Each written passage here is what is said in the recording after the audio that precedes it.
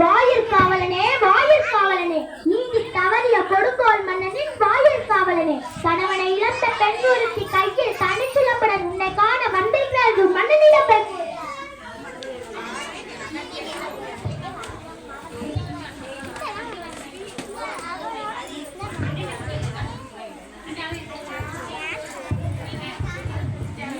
வாலிய மன்னா வாலிய, செலியனே வாலிய, தென்னவனே வாலிய, இதுவரை பரிசல்கள் சேராத மன்னவனே வாலிய. வேந்தர் தங்களை காண்பதற்கு உங்களிடம் கூறுவதற்கு ஒரு செய்தி உள்ளது மன்னா. என்ன செய்தி? வேந்தர் தங்களை காண்பதற்கு தவத்திரத்தவர் பெண் ஒருத்தி நம் அரண்மனை வாயிலில் இருக்கிறார். அவள் பார்ப்பதற்கு காளி போல் இருக்கிறாள், ஆனால் காளி அல்ல. துர்க்கை போல் இருக்கிறாள், ஆனால் துர்க்கை அல்ல. பிடாரி போல் கோபம் முங்கி நிற்கிறாள், ஆனால் பிடாரி அல்ல. அப்படியா? யார் அந்த பெண்? உடனே அழைத்து வாருங்கள்.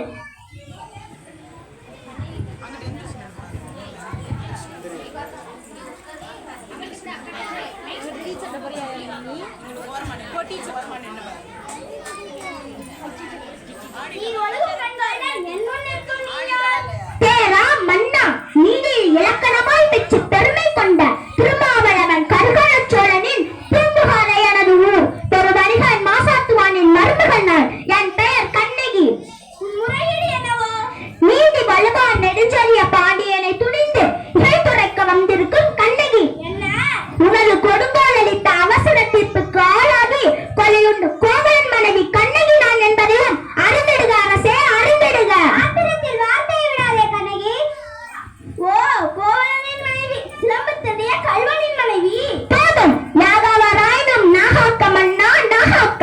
யார் கல்வன்? எனது கணவரா கல்வன்? இல்லை இல்லை. கையும் களவுமா அப்படிப்பட்ட அண்ணன் கணவன் கல்வனை தமிழகத்தின் நீதி கொள்ளாமல் விடாது என்று தெரியுமல்லவா? கொச்சவனே, கொடநிலையில் குன்றேன ஊர்பவனே, எண்ணிப்பார். கொலை மண்டபத்தில் விசாரிக்கப்பட வேண்டிய வழக்கு கோவில் மண்டபத்தோடு முடிவானது ஏன்? சிந்தியுங்கள், நன்றாக சிந்தியுங்கள். குற்றம் சாட்டப்பட்டவரின் மறுப்புக்கு மதிப்பு தராமல் கொலைவாளியின் வேலை அவ்வளவு அவசரமாக நடைபெறுவார் ஏன்? இதற்கு பேரா நீதி? இதற்கு பேரா நியாயம்? இதற்கு பேரா நேர்மை? இதற்கு பேரா அரசு? இதற்கு பேரா அறம் காக்கும் மன்னன்? என்ன அரசே?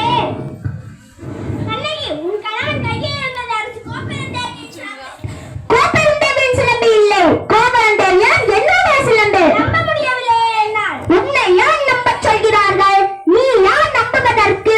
உன் மீது வழக்குரைக்க வந்தவள் நான். குற்றவாளி நீ. நான் குற்றவாளியா? ஆம், நீ குற்றவாளி. அதனால் தீர்ப்பளிக்கும் உரிமை உன் கையில் இல்லை.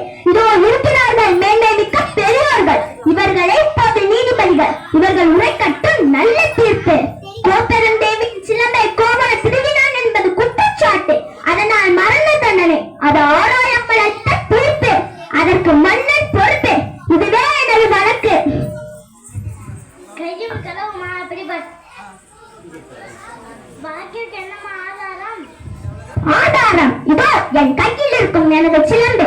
இதற்கு இணையான மற்றொரு சிலம்பை தான் என் மலவாளன் விற்க வந்தார். மகா பாவிகள் அவனை கொன்று குவித்து விட்டார்கள். மதுரை பாண்டியா, உனது மனைவியின் பழைய சிலம்பில் உள்ள பறல்கள் முத்துக்களா மாணிக்கங்களா? முத்துக்கள். அதுவும் கொற்கை முத்துக்கள். என்னுடைய சிலம்பில் உள்ளவை மாணிக்க பறல்கள். அப்படியா? அதை பார்ப்போம். தேவி பெண் கொடு.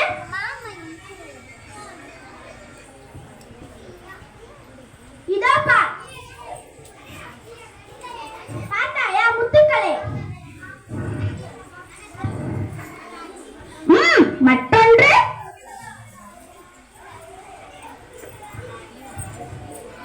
மாணிக்கங்கள். மாணிக்கங்கள் அல்ல, இரத்த துளிகள். தர்மத்தின் கண்கள் வெடிக்கின்ற இரத்த துளிகள். பாண்டியா, உனக்கு இன்னும் சந்தேகம் இருந்தால் இதோ என்னுடைய மற்றொரு சிலம்பு. மாணிக்கங்கள். அமைச்சர்களே, அது பெரும் சான்றோர்களே, தலை தொங்கிவிட்டது. நீதி கவிழ்ந்து விட்டது. வாய் அடைத்து விட்டதா? நெடுஞ்செழிய பாண்டியனின் அறம் மரம் திறம் மத்தனையும் மண்ணோடு மண்ணாக கலந்து விட்டதா? ஆயிரம் ஆயிரம் எதிர்த்து வந்தாலும் அண்ணாண்டு படை நடத்தும் உனது வீரம் எங்கே? கம்பீரம் எங்கே? வெற்றி திருப்பாடி எங்கே? எங்கே எங்கே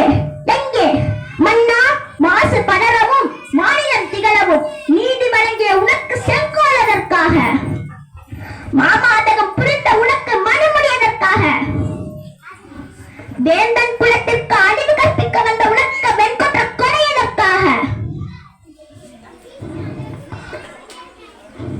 கண்ணகி, உன் கணவன் கல்வன் அல்ல, கல்வன் அல்ல. ஆராயாமல் அவசரத்தில் கொன்று விடுங்கள் என்று கூறிய நானே கல்வன், நானே கல்வன். தாயே, என்னை மன்னித்து விடு, என்னை மன்னித்து விடு. அரசே, ஐயோ அரசே, ஐயோ அரசே, நீதியை தவறியதனால் வளைந்த செங்கோலை உங்கள் உயிரை கொடுத்து நிமிர்த்தி விட்டீர்கள் அரசே, நிமிர்த்தி விட்டீர்கள். அழியட்டும், ஒளியட்டும், எல்லா